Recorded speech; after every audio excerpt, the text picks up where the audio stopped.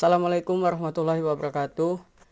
Kami dari kelompok 3, yaitu beranggotakan Elva Lolita Paradiba dan saya sendiri Fikrian Raditya, yaitu akan menjelaskan tentang knowledge transfer in project review, the effect of self-justification bias and moral hazard.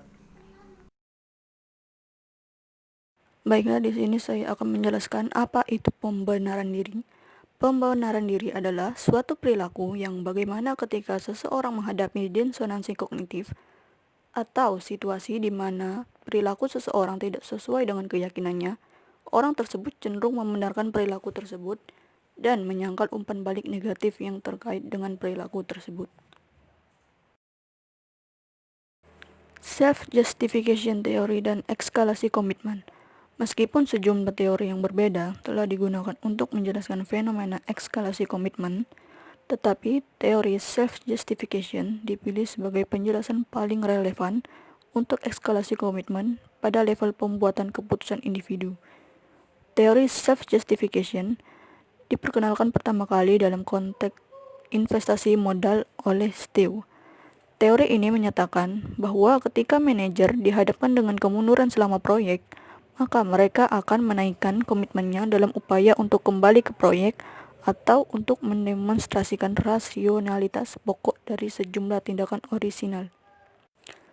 Teori self-justification mendukung teori cognitive dissonance dari Festinger dan teori komitmen psikologi dari Kistler untuk menjelaskan motivasi yang mendasari eskalasi komitmen manajer. Festinger mendefinisikan cognitive dissonance sebagai ketidakkonsistenan antara dua kognisi. Kognisi berkaitan dengan suatu yang diketahui oleh seseorang tentang dirinya, perilakunya, dan tentang sekitarnya, yang dipegang secara bersamaan oleh seorang individu. Teori self-justification bergabung dengan teori cognitive dissonance untuk menjelaskan mengapa manajer mempunyai motivasi untuk meningkatkan komitmennya terhadap proyek yang ada. Tetapi ketika cognitive dissonance menjelaskan mengapa manajer sering kali terikat dalam perilaku pengurangan ketidaksesuaian, maka teori komitmen psikologis milik Kistler diperlukan untuk memprediksi strategi pengurangan ketidaksesuaian mana yang akan dipilih oleh manajer. Teori pembenaran diri. Proses berpikir pembenaran diri adalah bagian dari keputusan komitmen para pemimpin dan kelompok pemimpin yang dapat menyebabkan kenaikan tingkat komitmen. Sikap ini memberikan suatu penjelasan mengapa orang meningkatkan komitmen untuk investasi masa lalu mereka. Manajer membuat keputusan yang mencerminkan perilaku sebelumnya. Manajer cenderung mengingat dan mengikuti informasi yang selaras dengan perilaku mereka untuk menciptakan konsistensi bagi keputusan mereka saat ini dan di masa depan. Jika seorang anggota grup atau pihak luar mengetahui pengambilan keputusan yang tidak konsisten, ini dapat mengubah peran kepemimpinan manajer. Manajer memiliki pengaruh eksternal dari masyarakat, rekan kerja, dan otoritas, serta secara signifikan dapat mengubah persepsi manajer tentang faktor apa yang secara realistis penting saat membuat keputusan. Disonansi kognitif. Disonansi kognitif adalah keadaan ketegangan yang terjadi setiap kali seseorang memiliki dua kognisi yang tidak konsisten. Disonansi menyusahkan dalam keadaan apapun, tetapi sangat menyakitkan ketika elemen penting dari konsep diri terancam. Disonansi dapat dihasilkan dari tindakan disonan dengan konsep negatif atau positif. Steele berpendapat bahwa penyebab utama disonansi tidak selalu karena perbedaan antara tindakan dan keyakinan, tetapi akibat degradasi citra diri. Dengan tidak berperilaku sejalan dengan keyakinannya, seseorang dapat mengancam integritasnya. Salah satu metode untuk mengurangi disonansi adalah dengan menegaskan kembali kebaikannya. Para peneliti telah menunjukkan bahwa penegasan ulang ini sebenarnya lebih baik dalam mengurangi perasaan disonan jika berada di area yang tidak terkait daripada yang terkait. Selanjutnya yaitu jenis-jenis strategi pembenaran diri, dibagi menjadi dua, Yang pertama ada pembenaran diri internal dan pembenaran diri eksternal. Pembenaran diri internal mengacu pada perubahan cara orang memandang tindakan mereka.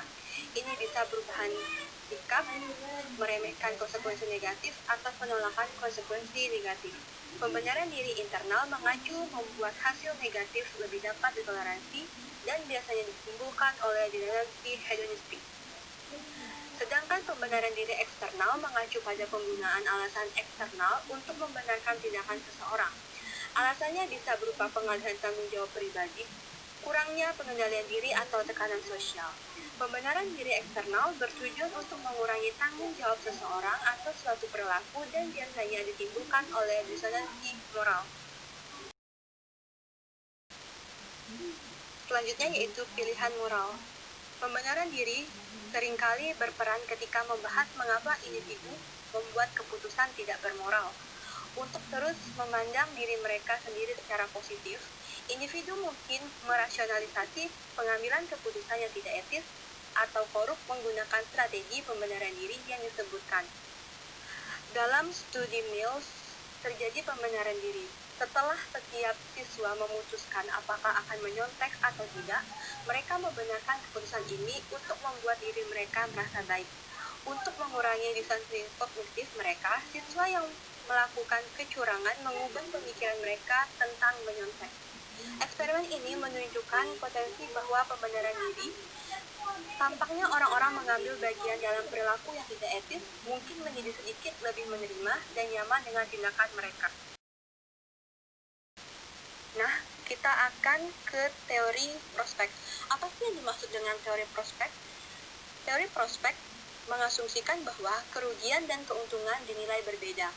Dan demikian, individu membuat keputusan berdasarkan keuntungan yang dirasakan daripada kerugian yang dirasakan. Juga dikenal sebagai teori penghindaran kerugian. Konsep umumnya adalah bahwa jika dua pilihan diletakkan di hadapan seseorang individu, keduanya sama, dengan satu disajikan dalam istilah keuntungan potensial dan yang lainnya dalam hal kemungkinan kerugian. Opsi pertama akan menjadi terpilih. Nah, selanjutnya itu bagaimana sih cara kerja teori prospek?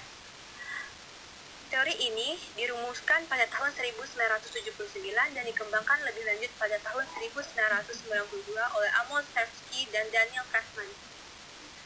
Penjelasan yang mendasari perilaku individu di bawah teori prospek adalah karena pilihannya independen dan tunggal. Probabilitas untung atau rugi diasumsikan sebagai 50/50, bukan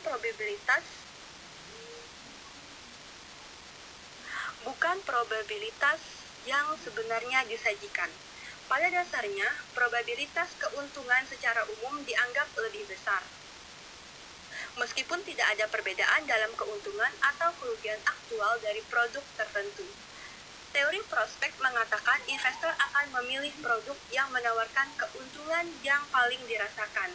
Tversky dan Kahneman mengusulkan bahwa kerugian yang menyebabkan dampak emosional yang lebih besar daripada jumlah keuntungan yang setara. Sehingga pilihan yang diberikan disajikan dalam dua cara. Dengan keduanya menawarkan hasil yang sama, individu akan memilih opsi yang menawarkan keuntungan yang dirasakan.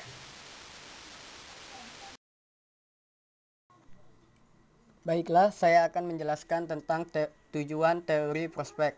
Tujuan dari teori prospek adalah untuk menggambarkan bagaimana konsumen membuat keputusan jika terdapat kondisi ketidakpastian pada konsekuensi pilihannya. Di dalam teori prospek membedakan dua fase proses pemilihan, yaitu fase editing dan fase evaluasi. Proses editing meliputi 3 tingkatan. Yang pertama, representatif, yang kedua, ketersediaan, yang ketiga, penyesuaian. Dan fase evaluasi yaitu 2 tingkatan, 1 fungsi nilai, 2 pembobotan probabilitas dan penilaian sikap terhadap risiko. Selanjutnya, manfaat dari teori prospek.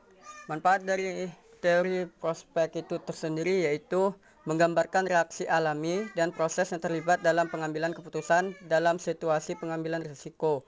Teori prospek membuat argumen tentang bagaimana tingkat kekayaan, apakah itu orang, uang, atau waktu mempengaruhi bagaimana keputusan yang dibuat. Para peneliti sangat tertarik pada bagaimana seseorang memandang situasi berdasarkan biaya dan keuntungan. Dan yang terakhir, pembingkaian tentang bagaimana masalah diperkenalkan sangat penting untuk memahami dan memikirkan kemungkinan bahwa situasi akan menguntungkan atau merugikan Anda dan bagaimana mempersiapkan perubahan tersebut. Baiklah, sekian dan terima kasih atas presentasi dari kelompok kami, yaitu kelompok 3. Saya akhiri, wassalamualaikum warahmatullahi wabarakatuh.